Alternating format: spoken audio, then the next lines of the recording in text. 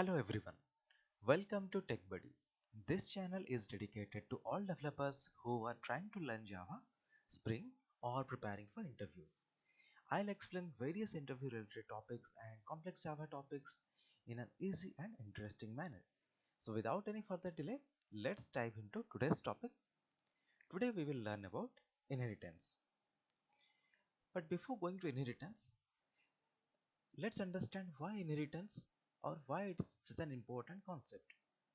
So if you are trying to become a good Java developer, so you should have a really good understanding about inheritance, because this is a fundamental approach of how you should be writing object-oriented programming in Java. But before going to the inheritance in Java, let's understand the context of inheritance. So here you can see, excuse me. So this is the father. He has a luxury car. He has a wonderful home.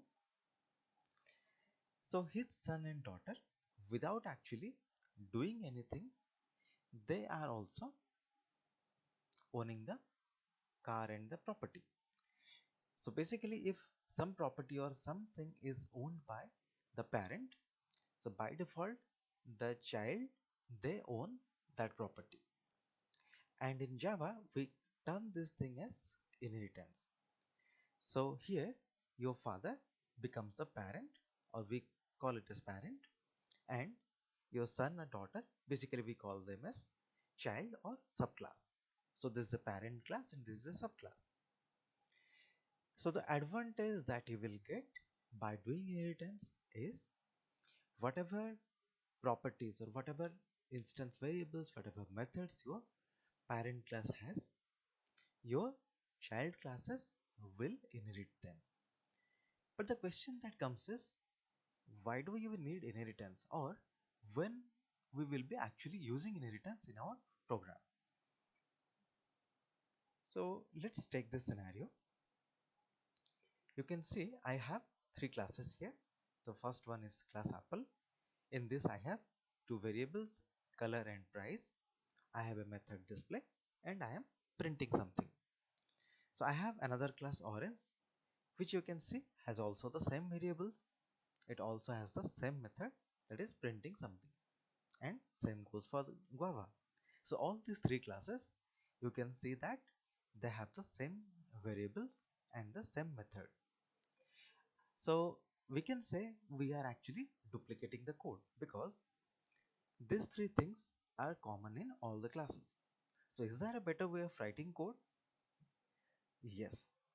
The solution is inheritance. So what we can do next is we can create a class fruit, and we can have our common variables and methods in the fruit class, and the classes which want to get these properties can inherit this class. So let's go to the editor and understand this even better.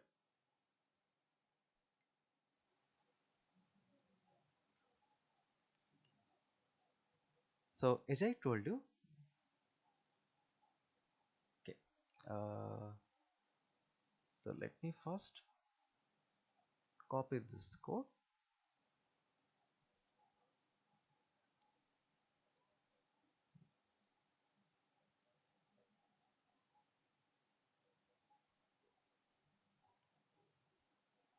Apple, orange.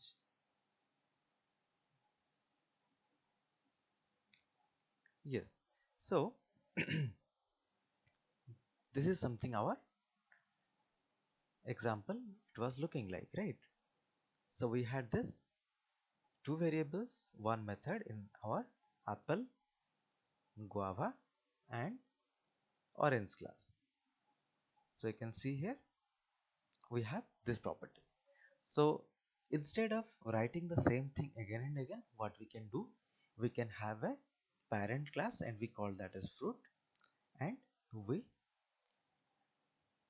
took this contents from the child classes and put it here. And after that, what we can do, we can extend our apple, guava and orange from the fruit class. So basically like so we'll be extending the fruit class from the apple, and after extending, let me remove everything from the apple class. Same goes for guava.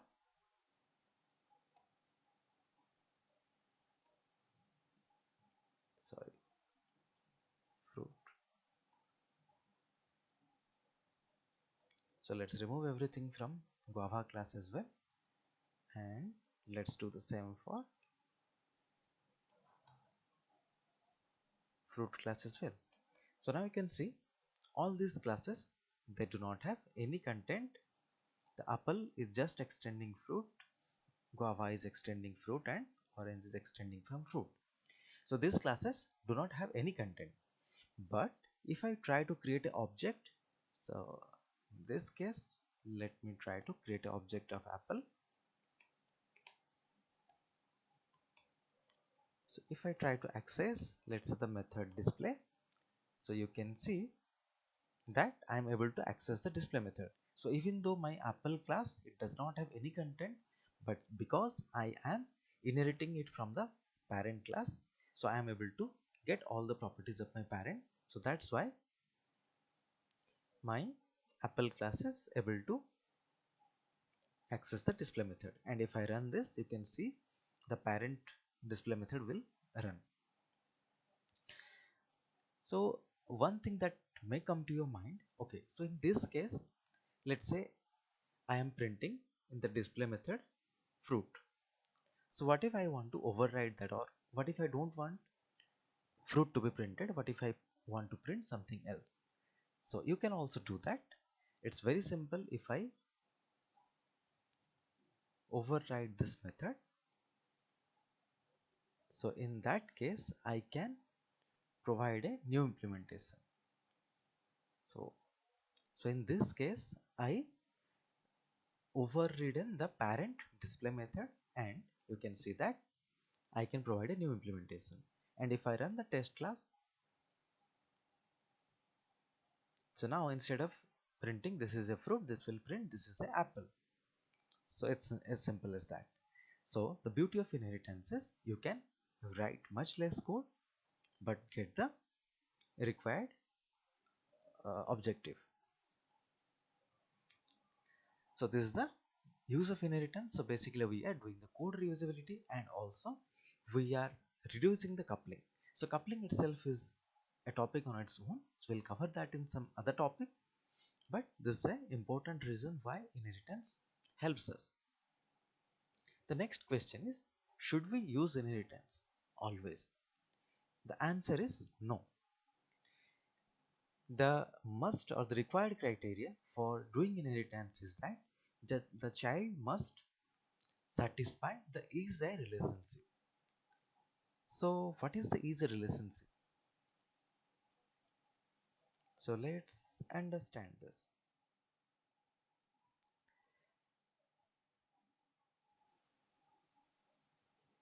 So in this case, you can see that the apple can be called as a fruit. So apple is a fruit. So that's why this is satisfying to the is a relationship. But if I say like let's say if I take a vegetable, so like let's take tomato. So can I say tomato is a fruit? The answer is no.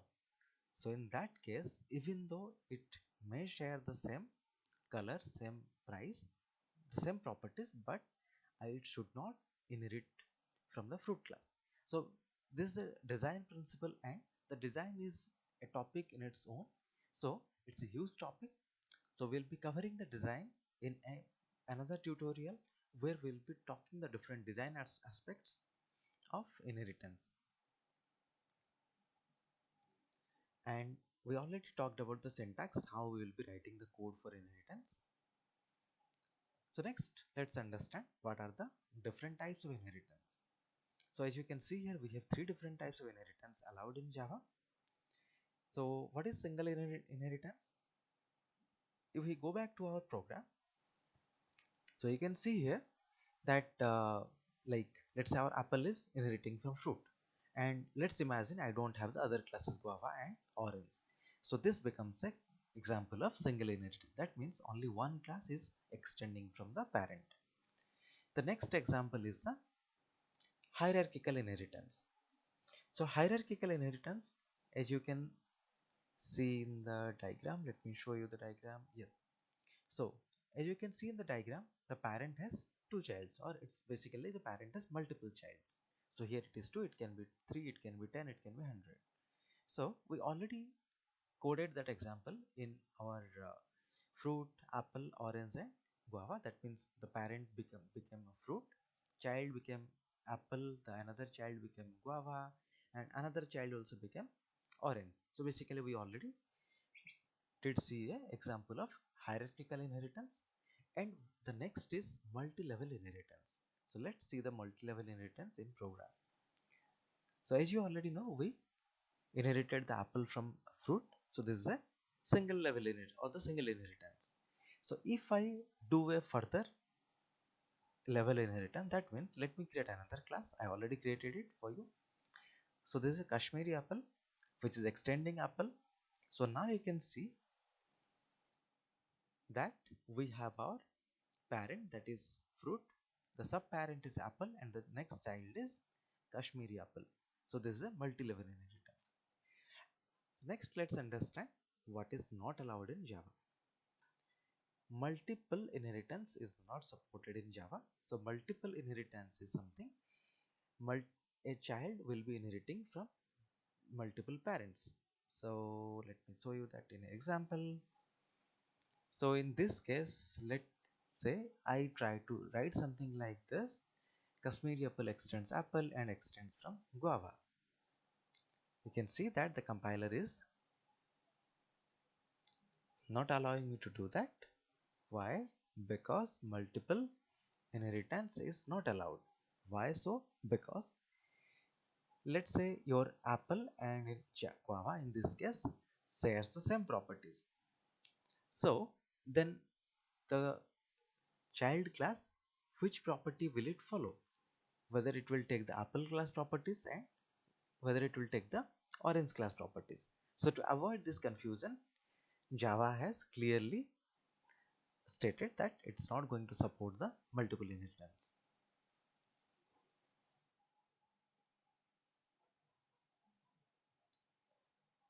So one thing that come to mind, that when we do inheritance, so does that mean everything will be inherited? No. This is you might have, if you have already known about the access modifiers, so you already might have known that the private member variables are only accessible in the class. So that means the private member variables or the private methods, they cannot be accessed outside the class. So because of that reason, they are also not inherited. So that means, let me show you in the code. So if I try to create some variable private int abc, and I try to access that abc here in the test class, let me try apple.abc. You can see there is nothing called as apple.abc. Why? Because abc is a private member variable. You might think, okay, so we learned inheritance. What if I have a requirement that I don't want inheritance to happen? Or I have a kind of class which I don't want anybody should be able to do subclassing. This will be a common requirement in the program. So how to do that? It's very simple. Make the class final. So if you make any class final, no classes can inherit that. So that means if I make this fruit class final, public final class fruit, so you can see three related problems. Why? Because if I go here, cannot inherit from class final. So you can simply make the class final and stop other classes from inheriting. But here is the interesting thing: if you make your member variables final or your methods final, so something like this, if I do final void display, So in this case, the display method will be inherited by the child, but they cannot override it. So why it is showing error? If I go click here, it is taking me to Apple class because I have overridden this method here. So if you are making any method final, the method cannot be overridden, but the method will be inherited. That means I can still have access a final method outside of the fruit class. So I can access it in Guava or in Apple class, but I cannot make any modification to the method. Same goes for the variable. You can make modification, sorry, you can access it but cannot make any modification. So we have learnt a lot about inheritance. I hope that you have learnt a lot, and thanks a lot for watching.